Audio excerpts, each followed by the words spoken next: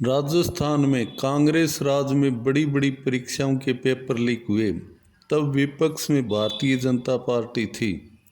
Bharatiya Janata party बार बार मांग कर रही थी पेपर लीक की जांच सीबीआई से करवाओ।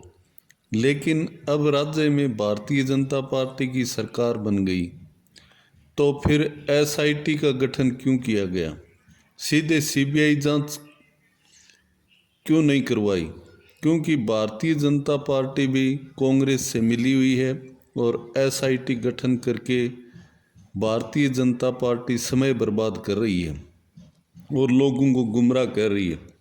पहले इस मामले में एसआईटी जांच करेगी, फिर सीबीआई के पास मामला जाएगा या नहीं जाएगा, इस मामले को भारतीय जनता पार्टी भी अदर झूल में लटकाने की फिराक में है। जांच कब तक चलेगी ये भी कोई समय सीमा निर्धारित नहीं है। फिर एक पीढ़ी चली जाने पर जांच होगी क्या? इससे ये सिद्ध होता कि बेरोजगारों को न्याय दिलाने में दोनों सरकारों का एक ही मत है। शायद इससे साफ जाहिर हो रहा कि बेरोजगारों को न्याय मिलने वाला नहीं है। 5000 व्यक्ति जो अस्थायी काम कर रहे थे उनको भारतीय जनता पार्टी ने सरकार बनते ही हटा दिया गया। इस प्रकार से बेरोजगारों का भला सत्ता हासिल होते हुए सत्ता की जो मशीनरी है वो प्रतिशोध की भावना से काम करती है। ये बेरोजगारों को और ज़्यादा बेरोजगार करती हैं, चाहे कौन सी भी सरकार हो। बेरोजगारों के पास कोई भी हथियार नहीं है कि वो किसी प्रकार का न्याय हासिल कर सके। वो सिर्फ अपनी पढ़ाई करते रहते हैं और जब पेपर आते हैं तो पेपर लीक हो जाते हैं और कोचिंगों के अंदर काफ़ी समय और पैसा बर्बाद हो जाता है और उनका जो कार्य करने की जो उम्र है वो भी चली जाती है।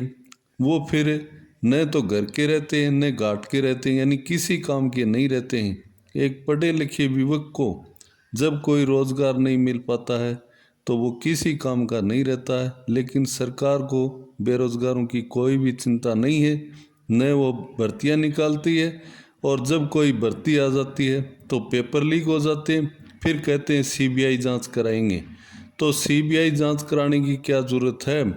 पेपर लीक के मामले के अंदर सीधी फांसी का ऑर्डर होना चाहिए ताकि किसी की हिम्मत ही नहीं होगी कि पेपर लीक हो जाए और कोई भी अन्याय नहीं होगा। इस प्रकार से जब तक कठोर कानून नहीं बनाए जाएंगे, जब तक कोई सरकार इस मामले पर कठोर निर्णय नहीं लेगी, तब तक देश के अंदर किसी प्रकार की बेरोजगारी दूर नहीं हो सकती।